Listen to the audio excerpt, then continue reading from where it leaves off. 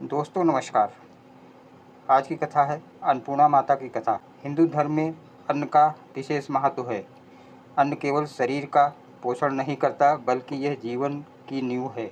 जब भगवान शिव ने कहा कि संसार माया है और अन्न भी माया का ही भाग है, तब माता पार्वती ने अन्न का महत्व प्रत्यक्ष रूप से प्रमाणित करने के लिए अन्नपूर्णा का रूप धारण किया। ये कथा हमें अन्न के प्रति श्रद्धा और उसका सम्मान करना सिखाती है। कथा का आरंभ प्राचीन काल की बात है। एक दिन भगवान शिव ने माता पार्वती से कहा, हे पार्वती, यह समस्त संसार माया है। यहाँ जो कुछ भी दिखाई देता है वो क्षणभंगुर है, यहाँ तक कि अन्न भी। माता पार्वती को यह बात अच्छी नहीं लगी। उन्होंने कहा, प्रभु, अन्न ही जीवन का आधार है। यदि अन्न ही ना हो तो जीव कैसे जीवित रहेगा? क्या आप वास्तव में अन्न को भी माया समझते हैं? भगवान शिव ने मुस्कुराते हुए कहा, हाँ देवी, क्योंकि अन्न का अस्तित्व भी ब्रह्म के अधीन है। ये भी एक परिवर्तनशील तत्व है।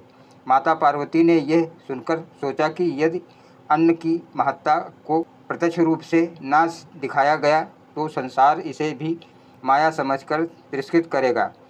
उन्होंने यह निश्चय किया कि वे स्वयं अन्न की देवी बनकर इस संसार को अन्न की महत्ता का बोध कराएंगी। माता पार्वती ने उस समय यह संकल्प किया कि तुरंत अपने अन्न देने के दायित्व को त्याग दिया। फलस्वरूप समस्त पृथ्वी पर अन्न का संकट छा गया।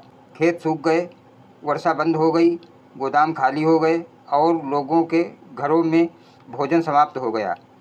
काशी में भी अन्न का अकाल पड़ गया।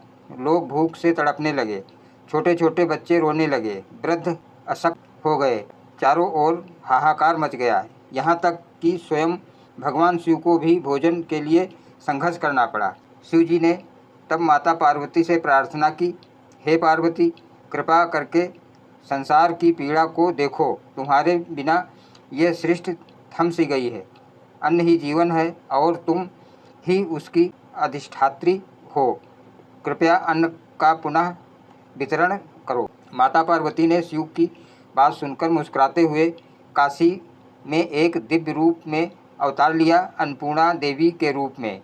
वे स्वर्ग की रसोई में आभा से प्रकाशित अपने हाथों से अन्न वितरित करने लगी। उनके एक हाथ में सोने का पात्र था और दूसरे में अन्न परोसने का चमचा। वे स्वयं लोगों को प्रेम पूर्वक अन्न परोसती। उन्हें देखकर लोगों की आंखों में आंसू आ गए। भूख से पीड़ित प्रजा को जैसे जीवन दान मिल गया हो। इस बीच भगवान शिव ने स्वयं भी काशी की गलियों में एक भिक्षुक के रूप में प्रवेश किया। उन्होंने अन्नपूर्णा माता के द्वार पर आकर कहा, हे माता, मैं भिक्षुक रूप में तुम्हारे द्वार पर आया हूँ, मुझे भी अन्न दो। माता पार्वती ने मुस्कुराते हुए कहा, प्रभु, आप ही ने तो कहा था कि अन्न माया है। अब उसी माया के लिए आपने भिक्षा की झोली फैलाई है।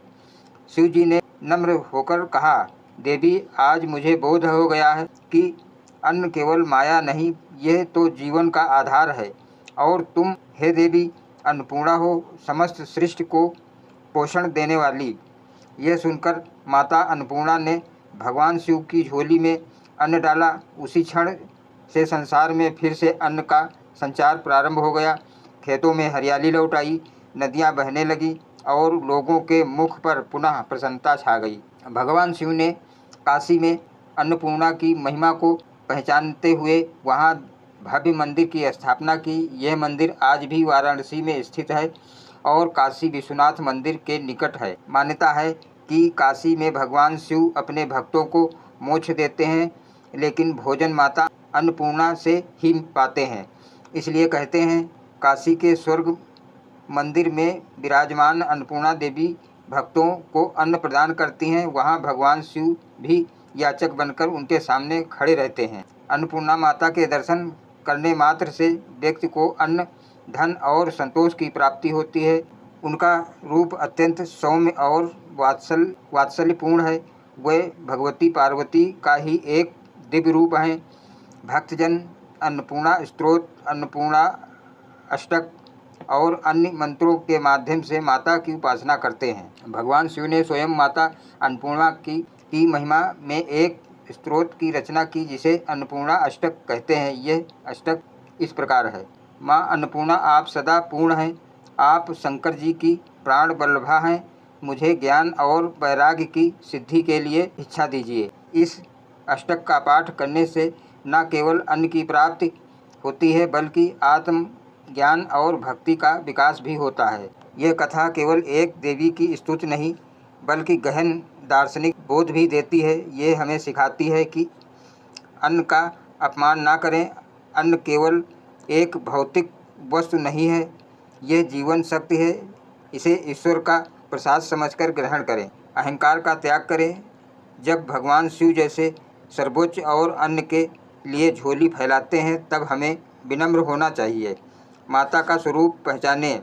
पार्वती न केवल शिव की पत्नी हैं, वह सृष्टि की जननी, पालनकर्ता और अन्न देने वाली हैं। अन्न का दान करें। जैसे माता अन्नपूर्णा ने सबको अन्न दिया, वैसे ही हमें भी ज़रूरतमंदों को भोजन देना चाहिए। अन्नदान को सर्वश्रेष्ठ दान माना गया है। अन्नपूर्णा माता की कथा केवल भूख मिटाने वाली देवी की नहीं है बल्कि यह जीवन के मूल स्तंभ, अन्न की चेतना दिलाने वाली गाथा है। अन्न की महत्ता को भूलकर जब हम उसे व्यर्थ करने लगते हैं तब जीवन की दिशा भ्रमित हो जाती है। अन्न स्वयं साक्षात देवी का स्वरूप है। अतः जब भी थाली में भोजन आए, एक क्षण के लिए माँ अन्नपूर्णा का स्मरण कर यह कहें, अन्नपूर्णे सदा पूर्णे शंकर प्राण वल्लभे भिक्षाम देहि च पार्वती। जय अन्नपूर्णा माता। जय अन्नपूर्णा माता। धन्यवाद दोस्तों।